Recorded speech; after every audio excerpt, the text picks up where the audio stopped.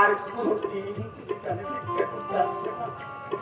আর এই টাকাগুলো তোমার বাবাকে দিয়ে বলবে তোমার এক কুড়িয়ে পাওয়া কাকু দিয়েছে। নাও, তুমি এত টাকা আমায় দিচ্ছ, তুমি কত ভালো।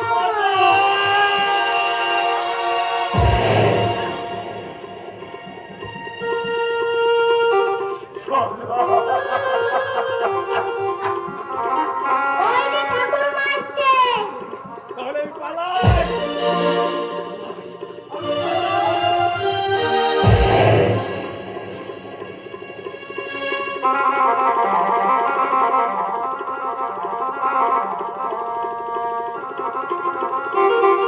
ঠাকুরমা জলের মধ্যে পালিয়ে গেলে কেন? ভাই, ও দাদু ভাই, চলো এবার এটি এত টাকা তুমি কোথায় পেলে? আমার এক কুড়িয়ে পাওয়া কাকু দিয়েছে। এ বাবা কাকু কোথায় সে? তোমাকে আসতে দেখে পালিয়ে গেল। ওই যে যাচ্ছে। কোচে কোচে আমার কুণ্ডল কুণ্ডল চাষতে বাবা একটু বেলা। আমার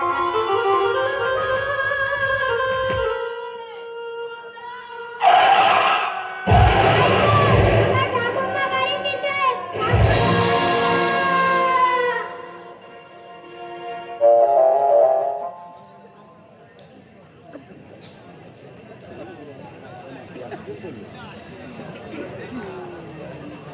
হ্যালো,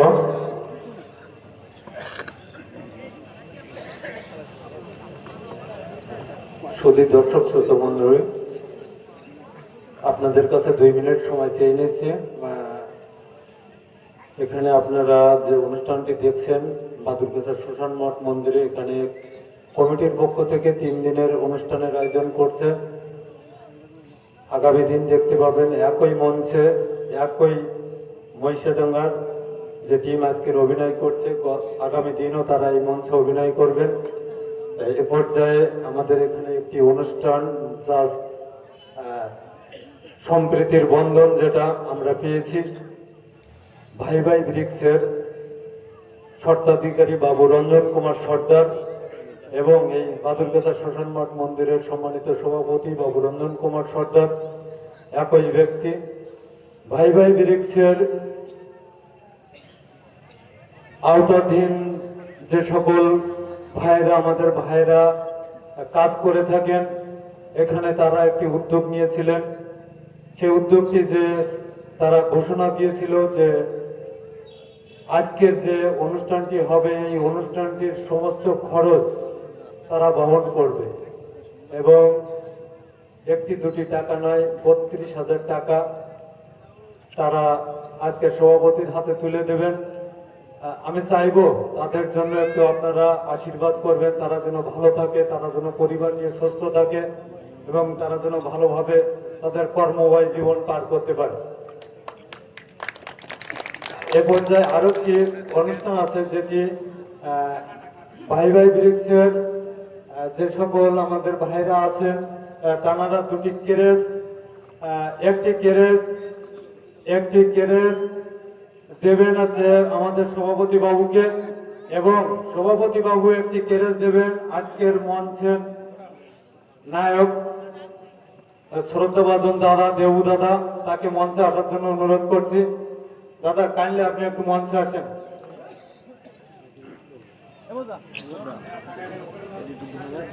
আমাকে দুটো ক্যামেরা ভাই, তোমার আমার কি ধরবে?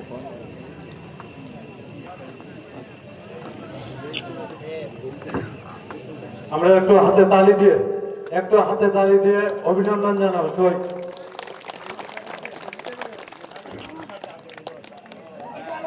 সভাপতিকে কেরেজ তুলে দিচ্ছেন আমাদের দাউদ কাকু, বা ম্যানেজার, খুব সম্ভব, আমি যেটুকু জানি ভাই ভাই ব্রিক্সের ম্যানেজার। ধন্যবাদ। এ পর্যায়ে বাদুরগাছা শ্মশান মঠ মন্দির কমিটির সম্মানিত সভাপতি কেরেজ তুলে দিচ্ছেন। আপনারা জানেন যে দক্ষিণবঙ্গের রীতিমতো আমিও দেখছি যে বিভিন্ন জায়গায় বিভিন্ন অঞ্চলে যে সকল প্রোগ্রামগুলো দেবদাদা করছে, হাজার হাজার দর্শক তার জন্য কিন্তু একবারে অধীর আগ্রহে বসে থাকে। এই পর্যায়ে তুলে দিচ্ছেন দাদা দেবু দাদাকে কেরাস তুলে দিচ্ছেন বাদুরগাছা শ্মশান মঠ মন্দিরের সম্মানিত সভাপতি বাবু রঞ্জন কুমার সর্দার।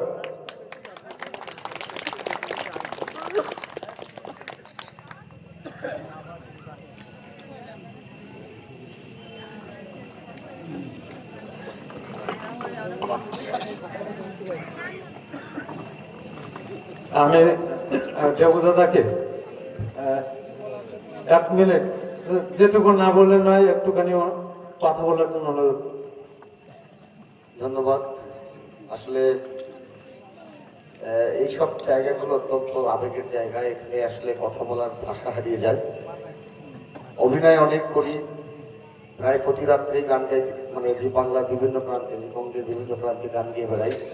কিন্তু কিছু কিছু সময়, কিছু কিছু মুহূর্ত অত্যন্ত আবেগঘন হয়ে যায়, যখন এই ভালোবাসাগুলো, আশীর্বাদগুলো আমাদের উপরে বর্তায়। যেমন আজকে এই শ্মশান কমিটি বা মানে আমাদের এই যে ভাই ভাই ব্রিক্সের যে যারা কর্মকর্তা কর্মচারী, যাদের যে ভালোবাসা, তাদের আশীর্বাদ আমি পেলাম, এটা আসলে আমার জন্য আমার স্মৃতির পাতা অমলিন হয়ে থাকবে। এটা আমার জন্য অনেক বড় আশীর্বাদ। আমার সামনে আমার পাশে দাঁড়ানো ওই যে মানুষটা, যিনি আপনাদের জন্য কাজ করেন, এই মাঠের উন্নয়ন কল্পে অনেক কাজ করেন, তার যে আশীর্বাদ আমার মাথার উপরে এই বর্তালো, এটা আমার জন্য অনেক বড় পাওয়া। তো আসলে আপনাদের কাছে চাওয়ার কিছু নেই, আশীর্বাদ করবেন এমনিভাবে যেন আপনাদের মাঝে আসতে পারি আর আপনাদেরকে আনন্দ দিতে পারি। শুধু আমার সুস্থতা প্রার্থনা ছাড়া আর কিছুই করতে পারবো না। চাওয়ার আমার কিছুই চাওয়ার নেই। মানে প্রার্থনা করবেন যেন সুস্থ থাকি। সারাদিন পরিশ্রম করে, স্কুল করে, সারা রাত গান করে আসলে খুব ক্লান্ত হয়ে যায়, তারপরে ওই ভালোবাসার টানে ছুটে বেড়াই। এই ভালোবাসা থেকে যেন কোনোদিন বঞ্চিত না হয়, এটাই হচ্ছে প্রার্থনা। আমার জন্য আশীর্বাদ করবেন। এবং আগামীকাল, মানে আগামী রজনীতে এখানে আমার আরও একটি নাটক হবে, 7 পাকের সিঁদুর, রাজা মাস্টার। সেটা একটু ভিন্ন ধাঁচের বই, আশা করি ভালো লাগবে। আমি আশা করবো আপনারা সকলে আসবেন, নাটক উপভোগ করবেন। আমার জন্য আশীর্বাদ করবেন। সকলকে ধন্যবাদ। আর আমি এই মঠ কমিটির সর্বাত্মক উত্তরোত্তর সমৃদ্ধি কামনা করি। ধন্যবাদ সকল। ধন্যবাদ।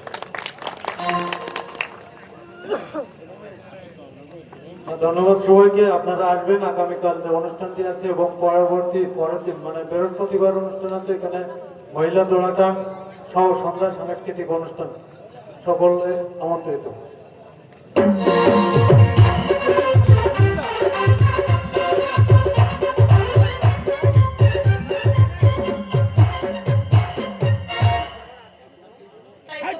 কাউকে তো দেখছি না, বাড়িতে নেই নাকি? বলে কি আছে শুনছেন? কে কাকে ডাকছে? কে তুমি মা? আমি সুচিতা দেবীর মাস্টারমশাইয়ের ধর্মপত্নী। মানে মধুসূদন মাস্টারের মেয়ে তুমি? ও মা, এ তোমার কি অবস্থা হয়েছে? মাস্টার মশাই কেমন আছে মা? আর আছে, আমি একবার সুচিতা দেবীর সঙ্গে দেখা করতে চাই। কিন্তু মা, দিদিমণি তো এখন বাড়িতে নেই, বাবুর সঙ্গে ওই ভবানীপুর মামার বাড়ি বেড়াতে গেছে। আচ্ছা, ওনার ফিরতে কি দেরি হবে? একটু হবে বই কি, কিন্তু বিশেষ একটু দরকার। ঠিক আছে, তাহলে তুমি বসো মা। কিন্তু মা, আমার যে একটু কাজ আছে। আপনি যান, আমি এখানে থাকছি। ঠিক আছে, বসো মা। আচ্ছা, ঠিক আছে। কি কাজ আমি চাইবো, যদি আমাকে বিমুখ করে ফিরিয়ে দেয়, তাহলে কেমন করে আমি ওকে বাঁচাবো? ওকে সারিয়ে তুলতে না পারলে, ও গো ভগবান, আমার বড় মায়া নিয়ে আমার স্বামীর প্রাণ তুমি ভিক্ষা দাও ঠাকুর, আমার স্বামীর প্রাণ তুমি ভিক্ষা দাও। বিশাল সামনে কথাই চেষ্টা করে কিছুতেই আমি কি তুমি মানে আপনি কে? মানে সুচিতা দেবীকে যিনি প্রাইভেট পড়াতে, আমি তার ধর্মপত্নী। ও কৌশিক বাবুর স্ত্রী আপনি? নমস্কার। নমস্কার, নমস্কার। এখানে দাঁড়িয়ে কেন? বাড়ির ভিতরে চলুন না। মানে এখানে আমি ঠিক আছি। শুনছিলাম কৌশিক বাবুর খুব অসুখ, কেমন তিনি এখন? ভালো নেই, আজ কদিন যাবৎ খুব বাড়াবাড়ি। তার চিকিৎসার জন্য আমি সাহায্য চাইতে আমি সুচিতা দেবীর কাছে এসেছি। বহুবার উনি আমাকে সাহায্য করতে চেয়েছেন, কিন্তু আমার স্বামী হাত পেতে নেননি। আজ আমি আমার স্বামীকে লুকিয়ে আমি হাত পাততে এসেছি। দুর্দিনের সংকোচ পথ ডেকে আনে। তাছাড়া সুচিতার কাছে কোনো সংকোচ রাখা উচিত নয়, কারণ আমি জানি কৌশিক বাবুকে সুচিতা কতখানি শ্রদ্ধা করে এবং ভালোবাসে। আপনার পরিচয়? আমি সুচিতার অতি আপনজন, সেই হিসাবে কৌশিক বাবুর এই দুঃসময় আমার দায়িত্ব এবং কর্তব্য আছে। আপনি মহান, একটু দরদ দিয়ে যদি আপনাদের মতো দুই একজন এগিয়ে আসে, তার একটা অমূল্য জীবন এমনি করে অকালে শেষ হয়ে যেত না। সুচেতার ফিরতে একটু দেরি হবে। আপাতত আমি কিছু টাকা দিচ্ছি, তাই নিয়ে কৌশিক বাবুর চিকিৎসা শুরু করুন।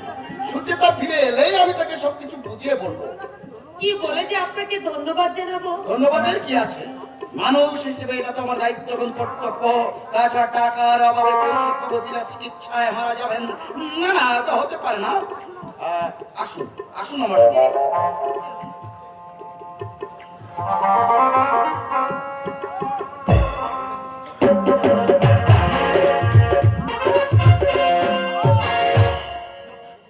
এখানে তো কেউ নেই, কিন্তু কে ডাকলো আমাকে? আমি স্পষ্ট শুনলাম আমার মা আমাকে কৌশিক কৌশিক করে ডাকছে। মা, মা, দাদা, দাদা। কে? কে? এতদিন পরে সেই মায়াবী সুরে দাদা দাদা বলে ডাকে কে? আমি কুন্ডা। কুন্ডা, আমার স্নেহের ছোট ভাই। ও কুন্ডা, এতদিন পরে তার কথা মনে পড়েছে। এতদিন পর দাদা।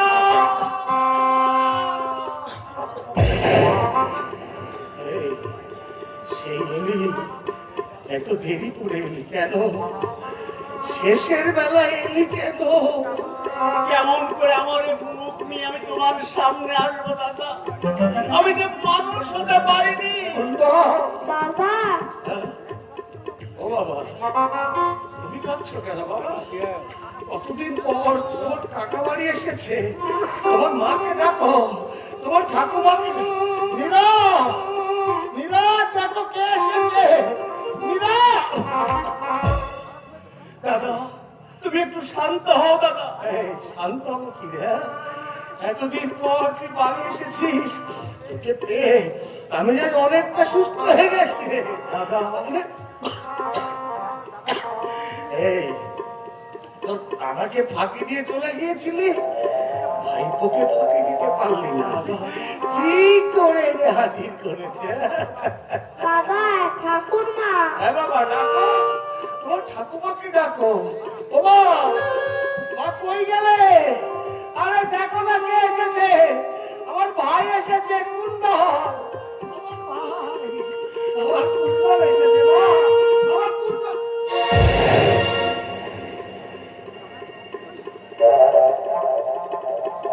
কুণ্ডল, তোর জামায় তোর রক্ত কেন রে? তা তুমি জানতে চেয়েও না দাদা? কেন জানতে চাইবো না? সে কথা শুনলে তুমি সহ্য করতে পারবে না। না না, পারবো না। এই, এত রক্ত কোথা থেকে এলো? এই, বল না, এত রক্ত কেন তোর গায়ে? কার রক্ত মেখে এসেছিস? বল না, কার রক্ত?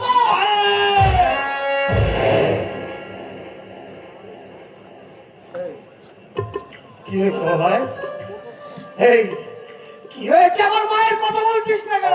মোটর চাপা পড়েছিল, হাসপাতালে ঠাকুরমাকে বাঁচাতে পারিনি।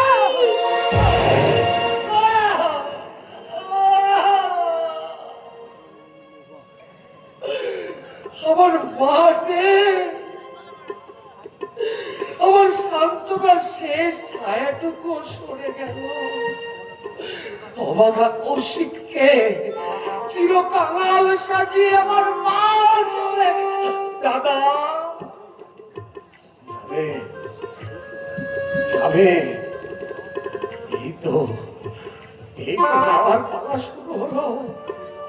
এই কুণ্ড, দেখ ভাই, তোর আমার মতো ছেলে যা, সে কিনা বললো ভিক্ষে করতে গিয়ে মোটর চাপা পড়লো। এটাই কি আমার কাছে, তোর কাছে মায়ের পাওনা ছিল? বাবা, ও সজ, সজ, আর কেউ তোমাকে দাদু ভাই বলে ডাকবে না গো বাবা। আর কেউ তোমাকে রূপকথার গল্প বলে খুব পড়াবে। কেঁদো না দাদা, কেঁদো না। এই তো আমাদের জীবন, স্বাভাবিক সুযোগ পায় না বলে আমাদের শিক্ষা সাধনা রুক্ষ কঠিন ফুটপাতে মাথা ঘুরে পড়ে। আমাদের পুত্র পরিবার অনাহারে অর্ধাহারে ধীরে ধীরে শুকিয়ে মরে। না! আর তুমি মরবে না। এই দেখো, এই দেখো আমি কত টাকা এনেছি, দেখো। এইবার এইবার আমি দেখবো জন তোমাকে কেমন করে আমার কাছ থেকে কেড়ে নিয়ে যায়। জানো মা, ঠাকুরমা মোটর চাপা পড়ে মারা গেছে। না, কাউকে মরতে দেব না, আমি কাউকে মরতে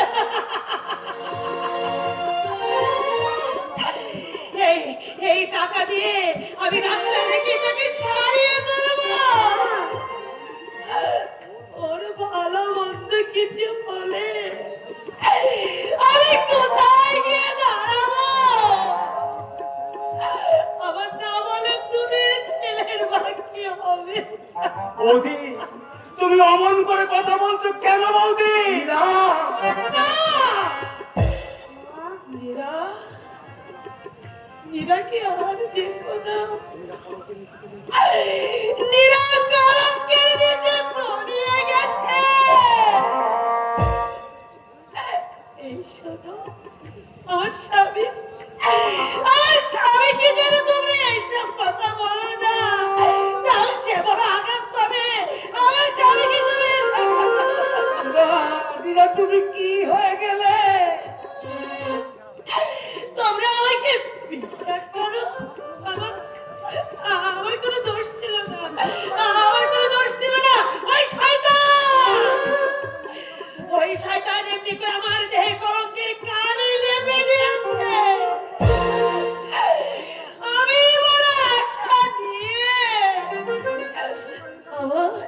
আমার স্বামীর ছাত্রী ওই সুচিতা দেবীর কাছে গিয়েছিলাম।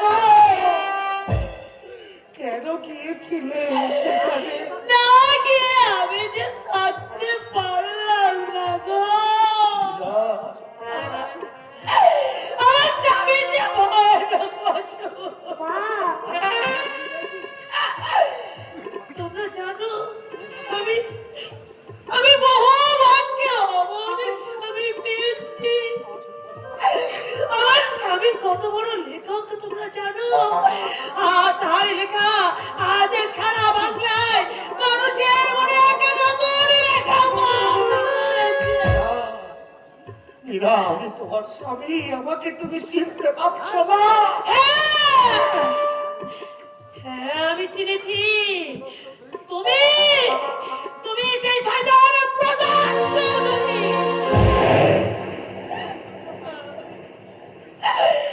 আমি তোমার দুটি পায়ে